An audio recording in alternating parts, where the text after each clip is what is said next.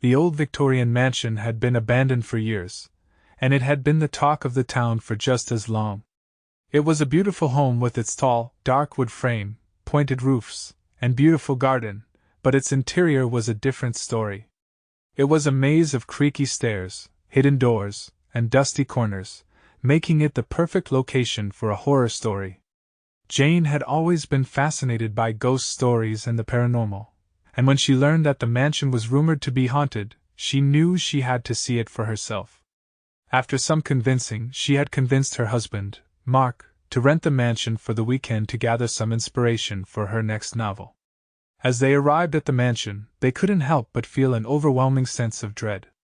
The dark, gloomy atmosphere was suffocating, but they tried to ignore it and began to explore. They found themselves in a grand hallway with a beautiful chandelier hanging above them. Suddenly, they heard footsteps from upstairs. They froze, unsure if it was their imagination or an actual person. Mark decided to investigate while Jane waited in the hallway. Mark climbed the creaky stairs slowly, trying to make as little noise as possible. He reached the top and looked around. It was dark and quiet, and he could feel the weight of the silence all around him. Suddenly, he heard a low growling sound, and he realized it was coming from one of the rooms. He cautiously approached the door and pushed it open. The room was pitch black, and he couldn't see anything. He fumbled for the light switch, and when he found it, he flicked it on. The room was empty, and the growling had stopped. Mark shook his head, trying to clear his mind, and he turned to leave. However, he suddenly saw something out of the corner of his eye, a shadowy figure lurking in the corner of the room. He spun around, but the figure was gone. Mark ran back to Jane, pale and sweating. He tried to calm himself down, but he couldn't shake the feeling that they weren't alone in the mansion. As night approached, Jane and Mark settled in for the night. They slept in the master bedroom, with its antique four-poster bed and heavy curtains.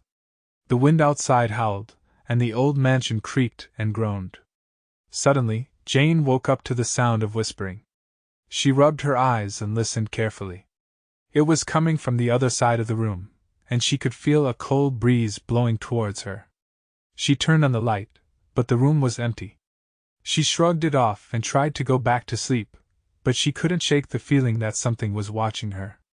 The next day, they decided to explore the mansion further. They found a hidden staircase that led to the basement.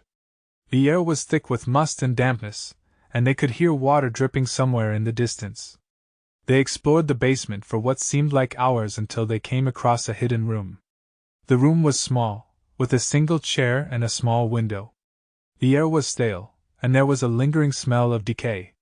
They noticed something strange about the chair. It was covered in dried bloodstains.